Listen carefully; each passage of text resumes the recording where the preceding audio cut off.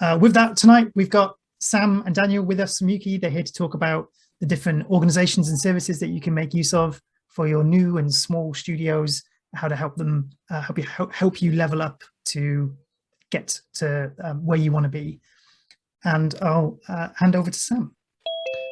Hello there, welcome, good evening. So delighted to come and just talk to you about the kind of work that UKIE gets up to. Some fairly broad brush information here. Feel free to ask any questions either here or afterwards. But UKIE has a stated mission to make the UK the best place in the world to make, sell and play games. And the play games bits is important because that's it shows you that we also deal with end users and consumers in a lot of the work that we present.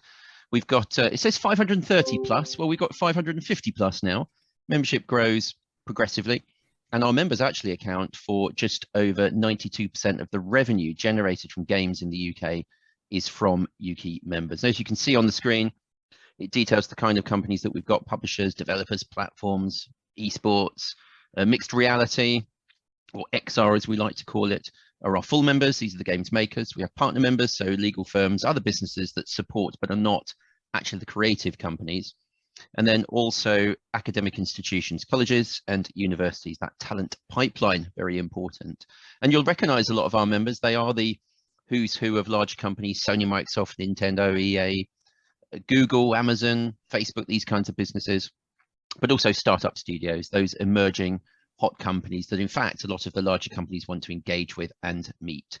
And it's a really nice ecosystem. I'm going to skip the video, but when I send the slides in afterwards, there is a video which may well be a better way to listen to and understand what UKIE does, but I am going to skip it. But it's a nice little sort of 3-minute intro. Now, we summarize the work that UKIE does by looking at some of the key areas and key work streams that we have. And they're listed at the bottom here. So a lot of work around policy, international and national trade and investment, which we will get to later on, and Dan will be talking about that national work. Really ensconced with education, looking after your IP and helping you monetize it. It's all about events and celebrating games as culture. The first one on the list is policy. Policy is working with government, working with local authorities, working with decision makers. And here are some images of the UKIE team going out and meeting those important decision makers within government at all parties. Fundamentally, if government wants to support your industry, you will be successful. It's always a good idea to work in tandem with government, but at the same time, we are a lobbying organization.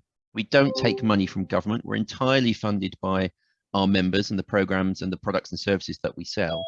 The advantage of not taking money from government is that you can point out when they're not doing the right thing, when they're making decisions that are perhaps not good for the sector. And one of the key pieces of work that we do is get all these industry people to meet MPs, ministers. This is, as it says, Secretary of State level people, just to make sure that they fully understand what is going on in the games industry and how decisions that they take are going to affect our industry going forward. So there's a really broad dialogue. They come, as in government representation comes to the UKIE board meeting every 6 weeks. So it's a really close relationship. And it's been working fairly well, I have to say. But of course, there's 1,000,001 government consultations, policies, acts of parliament, white papers. There's so much communication going on between government and the rest of the economy. And this is just a list of some of the projects we're working on at the moment with government. I'm not going to go through them, but it just gives you a taste for the kind of things that we have to deal with day in, day out to ensure that we get a consistent regulatory framework from government. We don't want surprises from government. We want to know what's going on so that we can plan and develop our business accordingly. We also do a lot of the communication. So whether it's to, we talk about policymakers, but also to end public, to the media channels, we take us upon ourselves to promote in a positive way what's going on in the games industry, highlighting some of that amazing creativity, some of the contribution that we make to the economy. And here's just a few snapshots of some of the activity that we get up to. Nice visual way of showing how we get good coverage in all mainstream channels. I mean, as a games developer, you're part of this amazing community that is doing something incredible and engaging consumers. And I think finally the media is fully grasping the impact of the industry through work that we do and work that other organizations do to kind of raise its profile in a positive way. We're quite campaign driven. So we gather views from our membership, we get them involved in all of these campaigns and deliver meaningful, impactful programs with particular themes in mind. So this one was about encouraging people to talk about challenges that they were facing and the difficult situations they found themselves in. Games is one big community. People are sharing information on that, and this is creating an infrastructure and environment where people can talk and learn and support each other. This is one of Dan's projects. Are you referencing this later, Dan? I'm not sure if you're going into this. Right, so I'm allowed to talk about it now. The UN program Playing for the Planet is encouraging the games industry to understand its impact on the environment in everything that we do. And this is a terrific initiative to bring people together to talk positively and proactively about supporting environmental issues and concerns. Great piece of work. I will send you links to all of these so that you can have a look at some of the campaigns. But this goes beyond perhaps what you would imagine a trade association actually does. Not only are we supporting the needs of companies and the commercial growth, but we're embracing all of these far-reaching topics and trying to bring logic and reason to it for the industry to play its part. We also run a campaign called Raise the Game. So this is an industry-led and funded program, but UKIE manages it. Raise the Game is a equality and diversity campaign. Companies make pledges, they make commitments in all of their working aspects to be more diverse and inclusive. For a couple of reasons. One, we absolutely need to do it as a modern growing society, but our consumers are diverse. So why wouldn't we reflect that in the businesses that we operate and the staff that we employ? So we have to represent and mirror those consumers. This is a commercial imperative, but fundamentally it's an imperative for us to do it as humans, to support each other and support diversity and inclusion as far as possible. And within this Raise the Game campaign, companies sign up to it. We develop a whole range of shared practical good advice for companies to benefit from. Any company can join this. You have to make the commitments under the pledge, and then you get access to some vital tools to help you build your diversity program. This is not for companies that have already got diversity programs in place. It's for those that are looking to improve them, whether they are creating them from scratch or they already have a program, but they want to get more in depth with it and really bring more creativity in it and do a better job of it. So this is all about enhancing from whatever position you are today.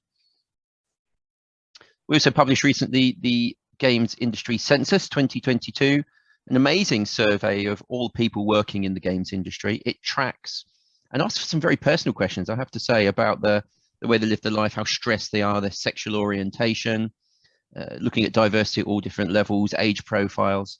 It's important to know who is working in the games industry and where the levers are that we need to do to change some of those things to reflect those consumers and the products that we produce. It's a brilliant document, came out last month. I'd recommend having a read of it. So again, another good example where UKIE is helping shape the structure of the games industry going forward. All of these things we've talked about so far are big campaigns that UKIE leads on and delivers. We're also big in the world of data. We can't make any claims, any judgments, any decisions without having data behind. We're a data-informed business. The Screen Business Report came out at the back end of 2021 showing economic contribution, gross value added, employment across the whole of the UK. Well worth a look at. Again, at the end of the presentation, there are some links. Go and have a look at it and get a view on where games creativity is across the whole of the UK. And this fits into our whole data policy. There's some sources here for some of the reports and things that we've done.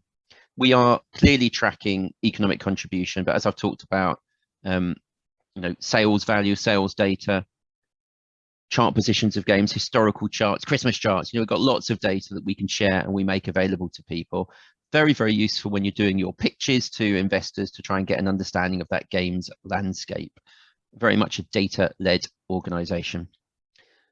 I said at the start, UKIE is involved in education. We have 5 different educational programs. I've put their logos on the screen here.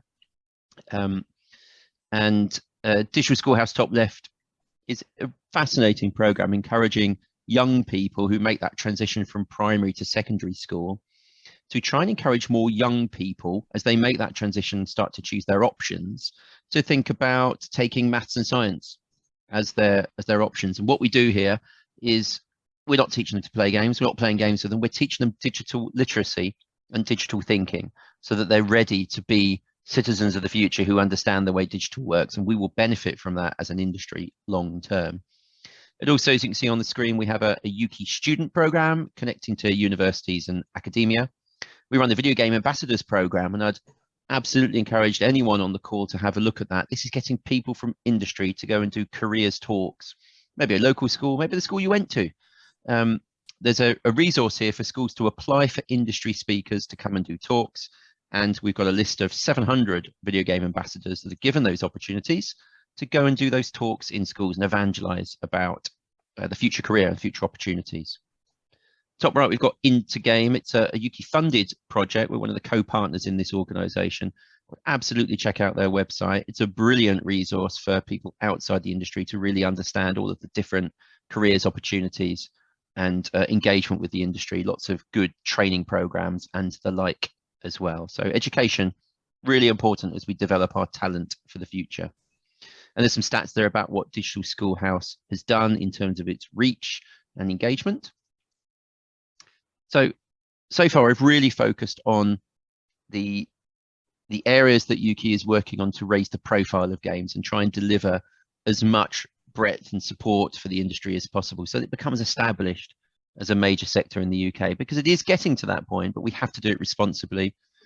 The other reason for being a member of UKIE, to work with UKIE as an organization, we do have a membership structure where you pay based on your ability to pay, and it gives you access to a whole load of support services. Anyone on the call can get in touch with me and ask for support. We will help anyone. We do encourage companies to join UKIE as fee-paying members at some point, knowing full well that the funds that we get in allow us to support companies who perhaps are behind you in that progression. So as you get bigger, join if you can, be a member, and it enables us to spend time and effort and deliver products and services for those companies as they start their journey. And I've just highlighted a couple of things here, some really important things in terms of supporting your business as it grows and expands. You are developing, when you develop your own content, you're developing your own intellectual property. That is one of your biggest assets.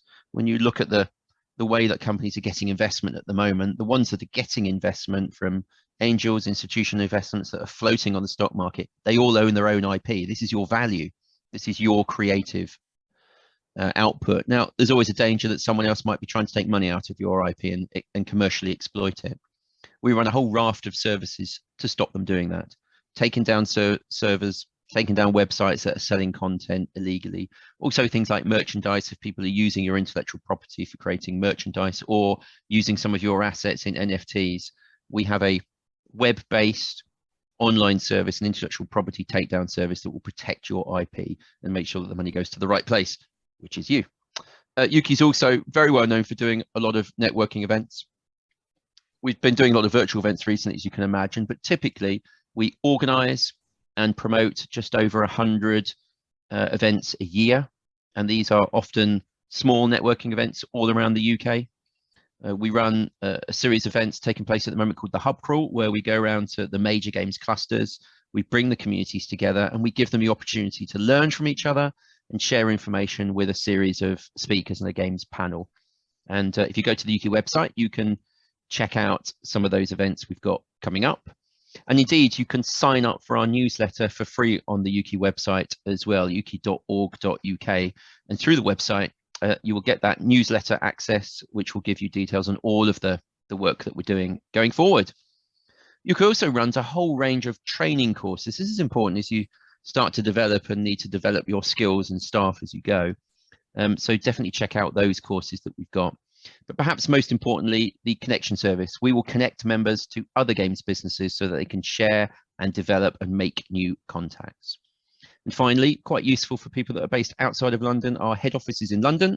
You can come and use our meeting rooms and hot desks for free as a member, which can be very useful when you're meeting someone in the capital and don't necessarily have a base to use. Come and use our offices. Final from me before I hand over to Dan. Dan's going to talk about national trade and scale up and accelerators. We've been running an international trade program for about 10 years. This is helping getting games companies to international markets. You're selling digital content around the world, but having local partners is absolutely the way to do that. And we have an award-winning program that can give you access to the major shows, the Gamescom, the China Joys, the GDCs, and meeting businesses from all around the world. Exceptionally useful, exceptionally productive. Small, medium-sized businesses in the UK that had signed up to our program, which is free to sign up to, generated over 100 million export wins last time we had this year of physical events. So really positive contribution to getting you out there to international markets. That's my whistle-stop summary. Dan, over to you, I believe. Thank you, Sam. Yes, so you're going to go forward when I give you the nod, Sam. That's all right. So yeah, Sam says, so one of the things we do is help businesses to grow and provide them with all sorts of ways to do that. And one of the things we've started doing in the last couple of years is our business support program. So I was going to give you a quick tour of what the two main programs are and give you some insights and learnings that the people who've been on our programs have said. And so please go on then, Sam. That's it. It's a slow transition. Anyway, so we've got two games programs. They're both delivered. Where are you going, Sam? It's going all over the place. Because I'm sure you've learned by now not to have transitions on a Zoom call. Unbelievable. Well, I'm not anyway. Yes, sorry. Right, so we've got two programs. Both delivered by Creative England and UKIE under the Creative Enterprise banner. One is for early stage developers, tech and support services looking to grow, and the other one's the one that's above that. It's the Games Scale Up program, and that's for more established games businesses. And we define that as businesses with the potential and ambition to scale. Next one, please, Sam.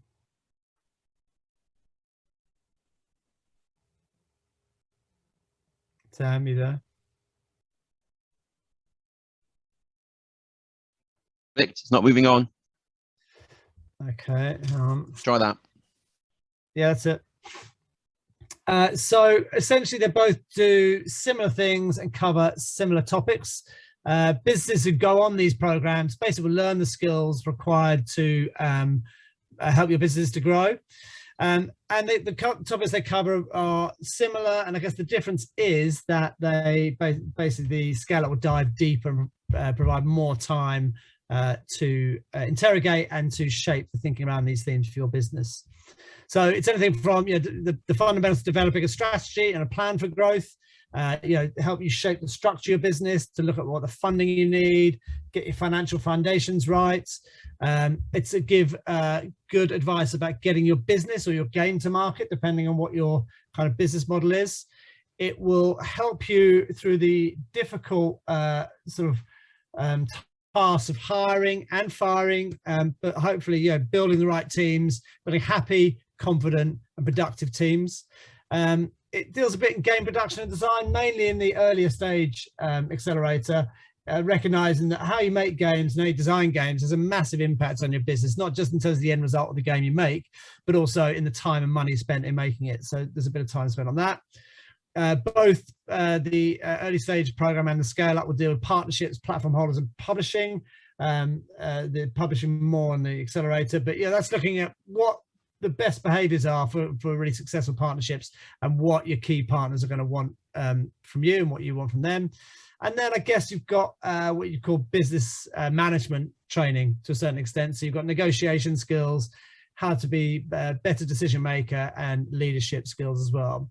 So as I said, broadly, the similar topics spread over things. Everyone will get some one-to-one and mentoring time with either our permanent coach or anyone else they've identified they want to speak to and that's willing to give their time.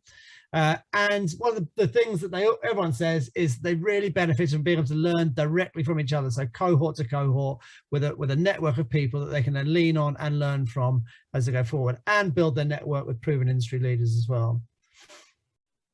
So Sam, please. Is it frozen again? I think it's just a huge delay. I have pressed. Is it? Quite sure. Right. This is a big presentation. I'm going to press it again. It will skip too. Yeah, I'm ready. Oh my giddy aunt. Oh, it keeps. That's it. Right. So yeah. So I just said about the leave it there. Oh, just a minute. So I said the real difference was the amount of time that's kind of required to invest in them, and therefore how much you how deep you dive into these topics. So the early stage accelerator is basically 8 2-hour workshops held over 2 months. So normally Tuesdays or Thursdays held over 8 weeks. And you can see the scale up's a lot more intensive. It's 14 3-hour workshops over 6 months. So normally 3 Wednesday mornings of a month, and then a bookend, beginning and end as well. In terms of the program, I'm not going to show you the full detail, but here's the for the accelerator program. This is the one that was tailored for developers that we finished about 3 weeks ago. So you can see it's covered all the topics that I've already mentioned, with a range of speakers covering those topics. So a couple of things to pull out, a real under the bonnet look at what a publisher agreement is, really useful, got really positive feedback on that.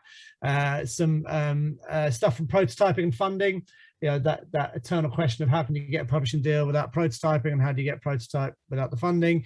So helping that journey, and then finishing with how to get pitch ready from a really experienced investor as well. Game scale up, we had lots of really good feedback from this. We've run this for 2 years. I'm not going to read all these out, you're pleased to hear, but I think the thing to point out here is one of the things that has really stood out is that it's given people, business leaders, the chance to lift their heads up from the challenging task of making a game, get to market, and just start thinking, why are they doing it? What do they want to get from it, and how are they going to do it? That's really what it does. And it's really, there's a lot of quotes here saying, open our eyes to opportunities, better equipped to grow my business, and so on. So the scale up so far, they've run it for 2 years. The businesses have been on it, have shown clear signs of growth as a result, and they've all got much better idea about what they want to do with their businesses. Oh yeah, just briefly while on the programs, just to give a sense of some of the speakers. So both our programs are led by a combination of kind of training providers, permanent coaches, plus kind of guest speakers from the industry. We try and pick high caliber people who are approachable, and crucially, they're all from the games industry, of course, but they've all been there and done that in various parts of their career. So you've got Debbie Bestwick, Team 17, Maria Symes from Us 2, Dave Bailey from Tonic Group, Audrey LaPrance from Game Bakers. So I won't read them all out, but you hopefully recognise a few faces. And yeah, they're all approachable and giving up their time to really share warts and all their experiences. So I hope some of you are interested. If you are, drop Sam or myself a line. We're going to put the call out for next cohorts in the next month. But the programs don't actually start until towards the end of this year. So it's quite a long recruitment process to make sure we get loads of people applying. They are held online, I should mention up front, so to make as easy as possible to participate. It's fairly small numbers. It's 15 people on the scale up and probably about 20 people on the accelerator. So places are fairly competitive, but definitely worth applying for. The process isn't too onerous, we don't think. So I'm just going to finish on some of the lessons learned. So these are lessons. So I've sat through lots of these amazing speakers and these programs over the last 2 years, but most of this is from the feedback we've had from businesses who've participated, what they've learned, and things they wish they'd known before that they did learn since, sort of thing. So first point is that there is no sort of secret to success. There is no guaranteed success in any business, of course.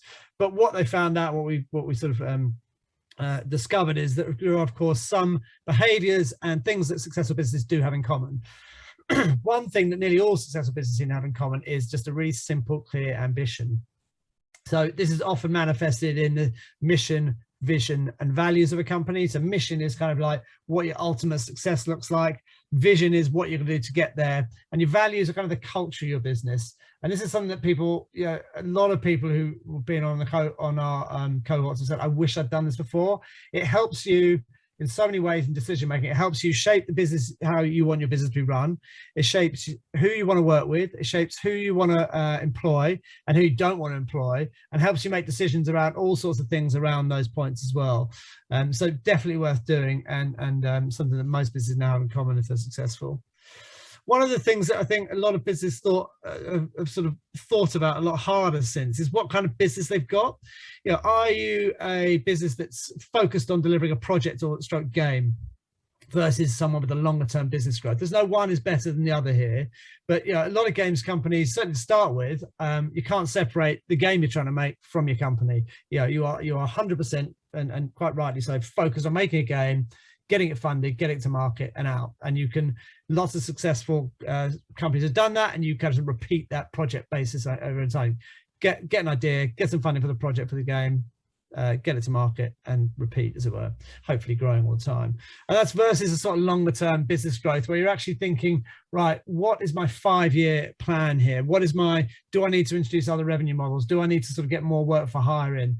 Do I need to start looking at whether I've got some tech that people are going to be interested in? Have I got a game that I can create as a service? All those kind of things. So there's no right or wrong here, but those decisions help influence where you get funding from, for example, and maybe stop you going down some dead ends you don't need to go down. The other thing that people always say, God, I wish I'd done this more, is take the time to think about business side of things from the offset.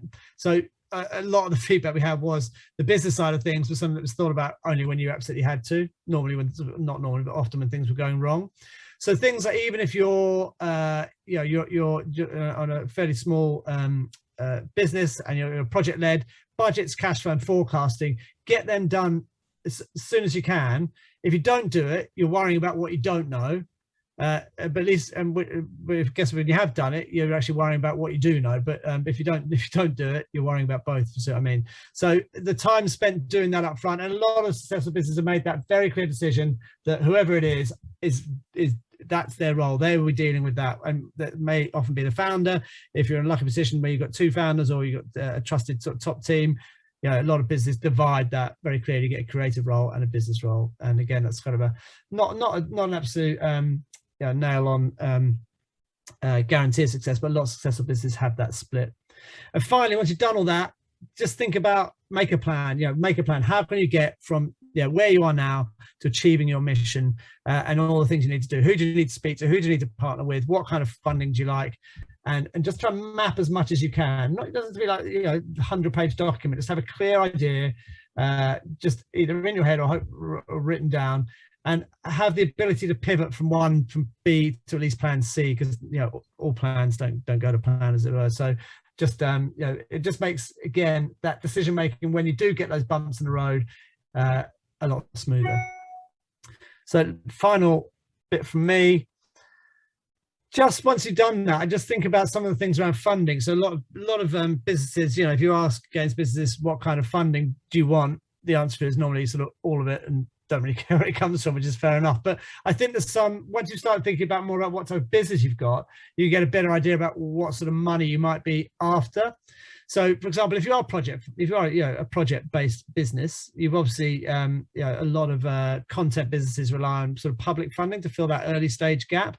And there's the Games Fund. It's got its new public money going into it soon. I'm not sure they haven't announced the next round yet, and it's a small pot with a lot of people applying for it, but it's nonetheless got a really good track record of funding games that go on to bigger things.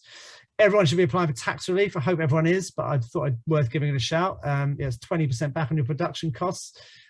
So please do apply for that, and you can actually use it to help underpin some other funding as well. Project funding is essentially, it's where the games industry traditionally is how the games industry traditionally operates. So publishers, platform holders, but do your research. There's lots of publishers out there, lots of niche publishers as well. So do make sure when you're pitching to them, you've kind of done your homework on them.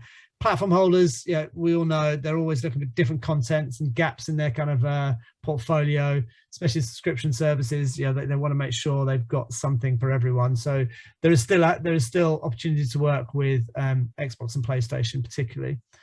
And just make sure budgeting, again, you don't need to have a huge load of numbers at your disposal. You don't necessarily know your P&L and your balance sheet off by heart, but you at least need your project budget pretty tight for that, so they have confidence the game can be made. Equity, this is you'll need to show growth for this. This is not necessarily for project funding. There are angels in particular who will fund sort of content businesses. If you turned up with the next League of Legends or whatever that may be, I'm sure you'd have some equity money trying to bite your hand off for it. But essentially, this needs to show growth and an exit plan for the business, not the project. A publisher probably isn't that bothered whether your company is still going in 5 years' time, but they are bothered if you can't get that game made for them in the next year. So but equity is all about the long-term growth. That's why I said that bit up front, how important that is to decide what kind of business you are. You essentially have to give away a share of your business, of course, but the question investors are asking is like, where are they going to get their payout? They'll want to see, 10, 20, 30, 40 times growth from the business they invest in and beyond. People to ask are angels up to about 500k, not all in one big chunk normally, but they'll certainly be able to sort of put significant chunks up towards that amount. There's quite a few UK-based games angels now. There's people in the industry or who are interested in the industry. So definitely avenues to follow there. And then there's VCs above that amount, but the same principle. They would take a share of your business in return for a payout and on the growth of that business. The thing equity is brilliant for, it gives you capital to do what you need to do. So you are free to deliver the plan that you've kind of staked your kind of growth on. So you hire the team, make the game, market the game, etc. So it is a really good mode for giving yourself enough runway to deliver the kind of the plan that you've got in mind, the strategy you've got in mind. It can also bring really amazing expert advice onto your company and board. People who invest in your company will be part owner of your company, and some of them will want to be very active in your company. And that can be a good thing, can also be a bad thing if you choose the wrong partner. So if you do it, make sure you think about not just the money, but also the people it brings with it, of course. And then finally, there's debt. So this is loans effectively, and there seems to be a kind of reluctance to kind of engage with debt a bit in the games industry. I think maybe in the creative sector more generally, but debt can be really great depending on where you are as a business. It can be great for growth. So if you've already got revenue coming in and you think, God, if I just had a bit more money now, I could really do some amazing things of where we are now, then debt's good. Debt's also good for marketing spend. If you've got a game that's already performing well but just isn't getting the reach, if you put £1 into a marketing campaign and you'll get 10, 20, 30 pounds back for every pound, then debt's good for that, of course.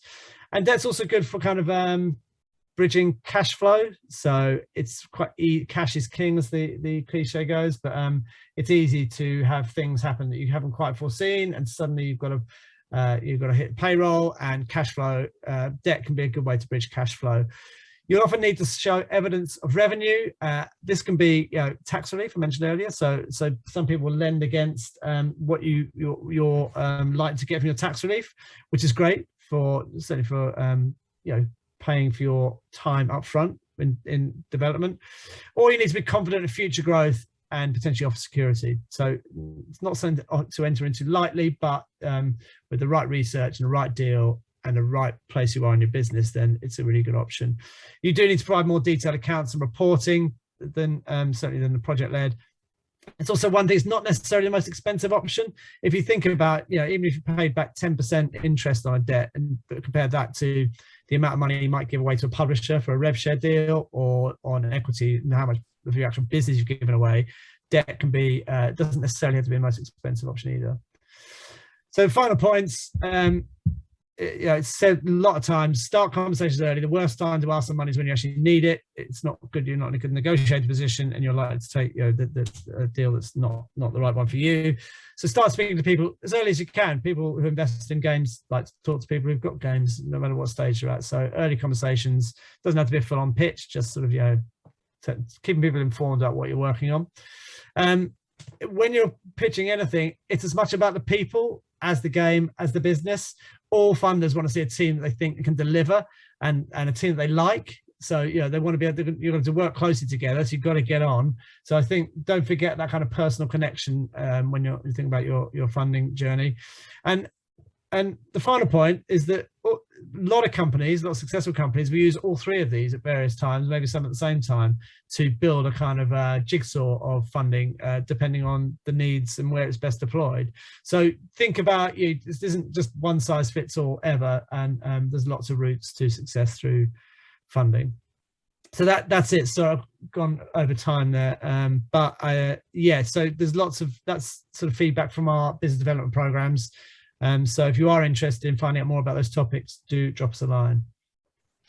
I appreciate we've covered a lot of here. Thank you, Dan, for that. We covered a lot here far too quickly. I'm going to send you the slides with some useful links here to all of the different campaigns, initiatives and resources that we offer.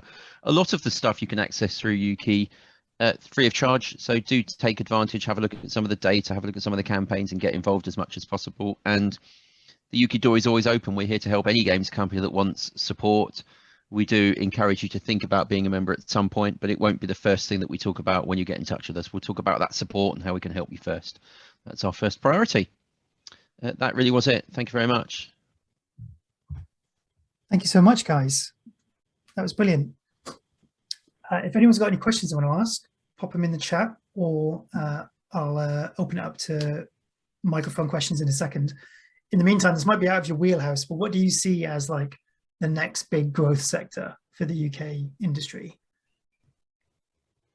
I don't know which one of you want to take that. Well, if I knew that, I think I'd be a very happy man, I think. But yeah, so I mean, so looking at some of the, this is not going to come as a surprise to many, looking at some of the things that make the most headlines, it's obviously around NFTs and the blessed metaverse. And I think that's certainly where there's a lot of investor interest in terms of kind of the VC money. There's a kind of a tantalizing vision that no one's quite managed to articulate yet, that I think people see as big. But I think, yeah, there's room for all sorts of games though. And this is it, the market's now so big, you can actually make a really decent living from perfecting a game and a genre that you think's already been around for decades. Strategy games, manufacturing games. Who'd have thought that? There's some massive games in all genres. So I think it's a bit of a cop out, but I think there's opportunity for lots of different genres still to thrive. As what the next big breakout one is. Not sure. I'm going to agree and disagree with Dan a little bit. He's absolutely right. There's plenty of opportunities for all content out there, but it's got to be driven by what the consumers want. So if consumers don't want NFTs, that will not be the future. But I think the jury's still out on that. There's been fairly negative press about it. But personally, I think the ability to take your games with you onto different platforms and cross-play is almost certainly the future for games, because it's an opportunity to get more people involved in playing games with each other in a variety of different formats, depending on what platforms they've got. And fundamentally, certainly my favorite games and the games that I think are really going to make the noise in the next 4 or 5 years are community-driven games where consumers all work together to support it. Personally, that's where I think we're going. That's really interesting. Thank you. Let's talk a bit about the two accelerators you mentioned, the accelerator and the scale up. At what stage should someone be thinking of applying to accelerate games? Like they've got a thing on a napkin, or they've got a fully fleshed out prototype ready to ship, or like somewhere in between? Or yeah, so we kept it fairly flexible. We wanted to be for people who've actually committed to being in the industry. So we're not looking at students at the moment, but we are looking at graduate teams. Some of the criteria or some of the things we've looked at are you've got to at least have a game in production or be close to doing so. We're not insisting on games being incorporated just yet, but we're looking at businesses who are early stage or recently incorporated would be good. We're not expecting any revenue. I think you just need to be, it's a fairly competitive process, and we're just looking for those businesses who seem committed to what they're doing, I guess. And then that's sort of questions we ask within the application to prove that or show that in some way. And we said that if some of the people didn't get on last year, they already want to come back this year because they've said they've moved on and stuff. So it's not a closed door. If you don't get on with 1 year's program, there's plenty of opportunity to get on to the next one. I think it's worth saying, Andrew, we're trying to get this as a progressive approach as well. So if you're not ready to be on the accelerator, UKIE still offers a whole range of good business support programs and functions. Things like the hub crawl is a brilliant place to start. Come and listen to industry speakers talking about hot topics. Then when you're ready, get on the accelerator. When you come through that, there's a logical progression onto the scale up. So there's a nice little progression there. We can work with companies to see what stage they are of their life cycle and try and get them involved along the way, whatever works for them. Amazing. Yeah. And then my last question, Daniel, was tell us about your racing chair. Oh my God. That's a lockdown hobby. God, yeah. It's one of the most stressful things I do in my life on sim racing. iRacing for anyone who's interested. I've had to. You're really good at it, Dan. It's pretty tough, I'm top 20% in the world, Sam.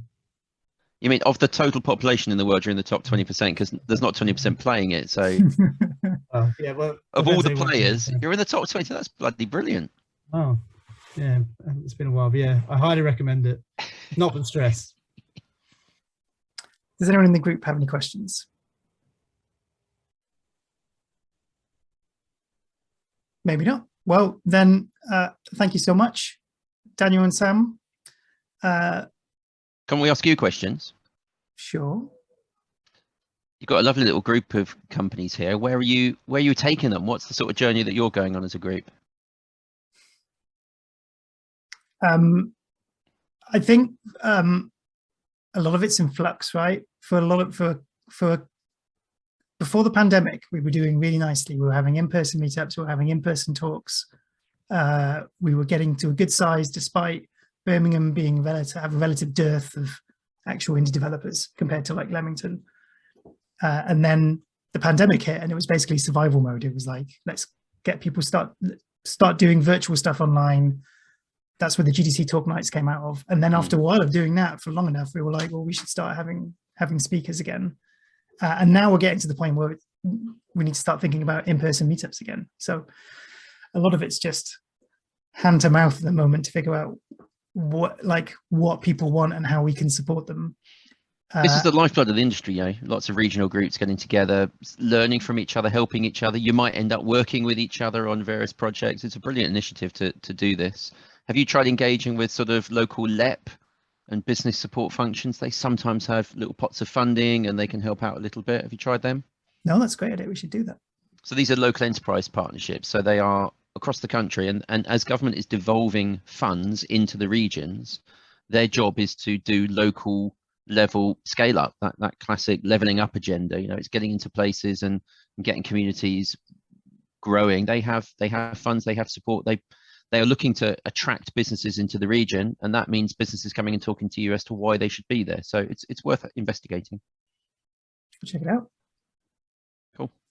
Our Discord is like an amalgam of several different meetups. So we have Checkpoint in Leamington. We have a Leicester meetup that's a bit defunct now, but still. And there's a nice community on there. We talk very regularly, especially around Ludum Dare time and Global Game Jam time. It's very active. So yeah, I mean, Kirsty and I don't speak on her behalf, but we've enjoyed doing this stuff over lockdown and growing the Discord and stuff. James has a question. What kind of networking support can UKIE provide for solo developers looking to find a team and build a network? Not being part of an existing team or group can make networking events such as Develop Brighton rather intimidating and awkward to talk to people. Yeah, you're absolutely right, James. It is intimidating when you go to develop and everyone's in the bar chit-chatting as if they know each other. I suppose they've all at some point been those solo developers and had to make that leap of faith to go and talk to people. Generally, people in the games industry are very social and communicative. You know, if you went up and talked to anyone, they'd be interested to hear who you are and what you're doing and share information. At places like Develop, we do organise a couple of networking events. So this year we've got a Raise the Game evening, announcing some sort of good work and good case studies on the front. We use Shelter Hall for that. So if people are going to Develop, go to the UKIE site and check out Raise the Game. The registration goes live soon. It's a networking event, about 180 people, all coming along, free food and drink, come and chat to some people. So generally, alongside most of the big events, UKIE will be doing networking events. So if you go to our website and have a look at it, we pretty much run everything for free via Eventbrite. So there's always things to come along to. The hub crawls are going around the country. They're all free access, again, on an evening. And a lot of people come along when they're solo workers, not part of a team, just come and meet people and be sociable.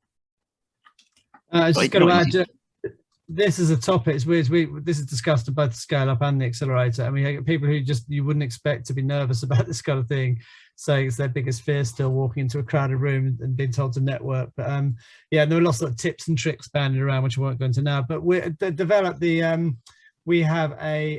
meetup for people who've been on our cohorts or who are interested in going on the cohort as well. So you wanted to come to a slightly more a smaller sort of community, then that might be an option. So if you're interested in sort of the schemes or want to meet people who've been on it and meet other people who have been in the same boat as you can come on to that as well.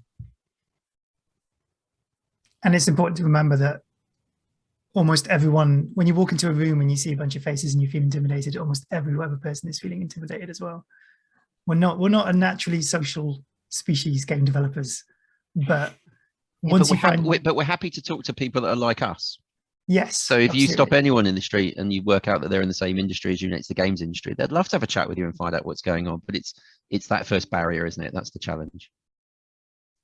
Absolutely, absolutely. Have you got a hub crawl coming to Leamington? We're about to announce one. We've announced 4 dates, really to test the water to see what the demand is.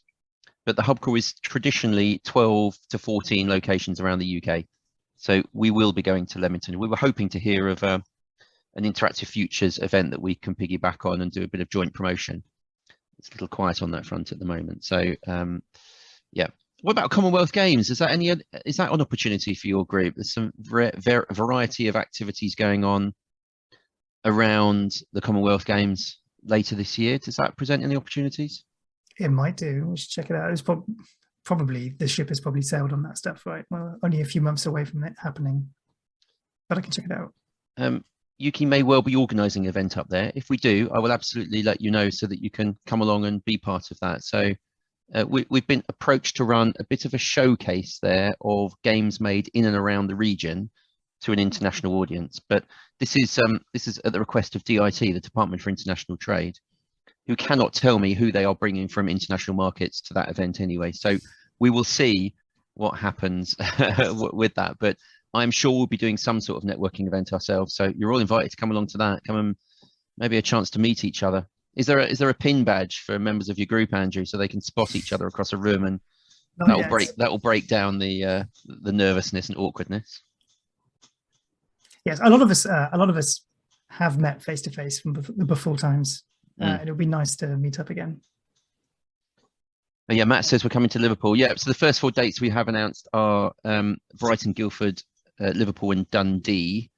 We will be doing another one in the northeast. We'll be going to Northern Ireland. We'll be going to Wales, probably Cardiff, and then probably Leamington as well. So that will be towards the end of June, early July. Can you give Matt the elevator pitch again for hub crawl? What can he expect from a night there?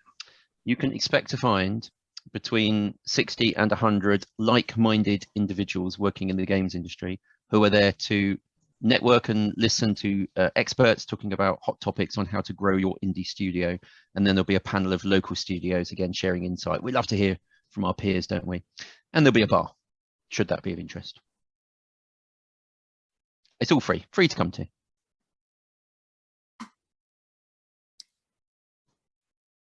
All right. Matt's there. He's there.